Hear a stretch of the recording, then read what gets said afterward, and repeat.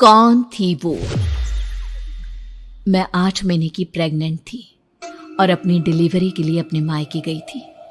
माँ ने मुझे फोन पर बताया, घर के पीछे की तरफ जो खाली जमीन थी ना, वहां पर एक नया कमरा बनवा लिया है। इतने सालों के बाद जैसे ही अपने घर में कदम रखा, कुछ अलग सा लगा। माँ, ये घर के पीछे की तरफ नया कमरा बनवाने की क्या जरूरत थी? अरे बेटा, घर के पीछे दूर दूर तक खाली जमीन है। तेरे पापा को कई दिनों से लग रहा था कि यहाँ पर एक कमरा बनवा लेंगे तो ताजा हवा मिल जाया करेगी। अब तो ये सब छोड़ और चल जल्दी से दूध पी ले। माँ, मैं थोड़ी देर में पी लूंगी, आप सो जाओ। मैंने दूध का गिलास उठाकर उस खिड़की में रख दिया। पता नहीं कब आंख लग गई। अचानक से खिड़की के पल्लों के खड़कने की तेज आवाज आई। दूध का गिलास धड़ाम से जमीन पर आ गिरा। जमीन पर गिरते ही दूध का रंग लाल हो चुका था। मैंने खिड़की से झांक कर बाहर देखा।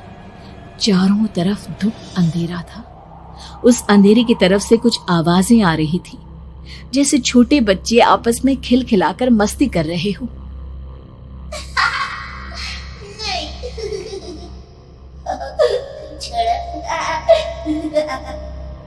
इतनी रात को इतने घनघोर अंधेरे में बच्चों की आवाज कैसे आ रही है? घड़ी में वक्त देखा तो ठीक 12 बजे थे। देखकर मैं सन्न रह गई। बुरी आत्माओं और भूतों की कई कहानियां मैं सुन चुकी थी।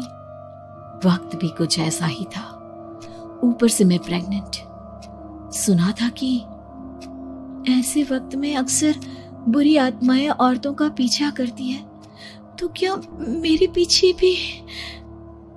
पसीने से तरबतर बड़ी मुश्किल से, जैसे कांपते हाथों से मैंने उस खिड़की को बंद किया। जल्दी से जल्दी उस कमरे से बाहर निकलकर माँ के पास जाने के बारे में सोचा, लेकिन जैसे ही दरवाजे की तरफ पलटी, लगा कोई साया हवा की स्पीड से दरवाजे के सामने से गुजर गया।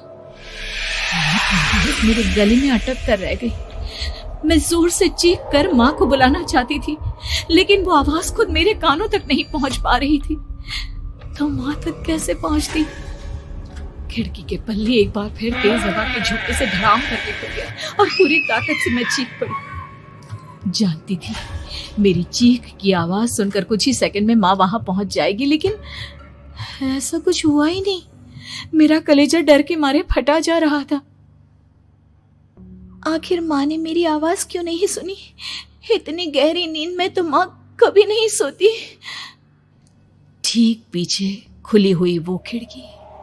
मुझ में इतनी ताकत नहीं बची थी कि मैं पलटकर उस तरफ देख भी सकूं। हवा का एक सनसनाता हुआ झोंका उसी वक्त मेरे कानों से आकर टकराया। लगा जैसे किसी ने दबी हुई आवाज में धीरे से मुझसे कहा, चली जाओ यहाँ से। मैंने दोनों हाथ अपने कानों पर रख लिए और एक बार फिर ताकत लगाकर जोर से चीखने की कोशिश की। माँ! पापा!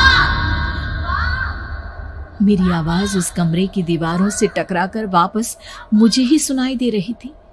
जितनी ताकत के साथ मैंने चीखने की कोशिश की थी, कुछ ही देर बाद उससे कहीं ज्यादा तेज और दर्दनाक चीख मुझे सुनाई देने लगी।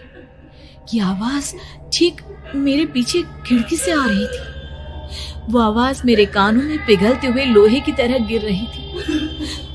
उन आवाजों में हैवानियत थी।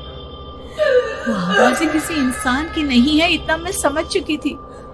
कांप रहे हाथों से मैंने अंधेरे में कुछ ढूंढने की कोशिश की।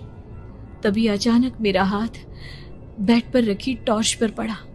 किसी तरह ताकत लगाकर टॉर्च का बटन ऑन किया, लेकिन ये क्या? सामने दरवाजे पर 3 छोटी लड़कियां खड़ी हुई थी। उनके हाथ में स्टील के चमचमाते हुए चाकू थे। मैं घबराकर लड़खड़ाई और पीछे की तरफ हटी, लेकिन तब तक वो मेरे पास आ चुकी थी। उनकी गर्दन टेढ़ी थी और उनके हाथों के वो चाकू मेरे पेट को निशाना बनाने को तैयार। मैं जोर से चीखी, नहीं, छोड़ दो मेरे बच्चे को, मत मारो, मत मारो, छोड़ दो मेरे बच्चे को। सोनाली, क्या हुआ बेटा? तू इतनी डरी हुई क्यों है? उठ बेटा, क्या हुआ? हड़बड़ाकर मैंने अपनी आंखें खोली।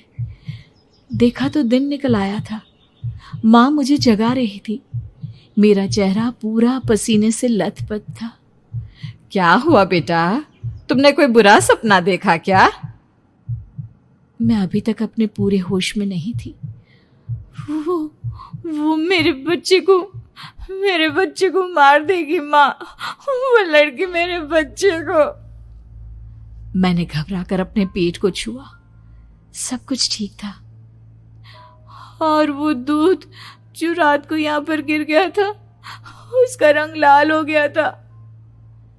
माँ ने हंसते हुए दूध का गिलास मुझे दिखाया।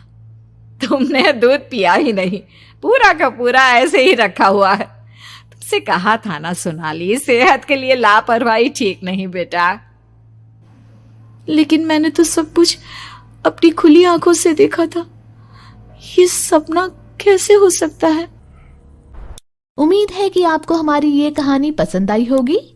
कृपया हमारे चैनल को सब्सक्राइब करें और सभी अपडेट्स के लिए बेल आइकन जरूर क्लिक करें। और हाँ, वीडियो लाइक और शेयर करना मत भूलिएगा। Bye bye.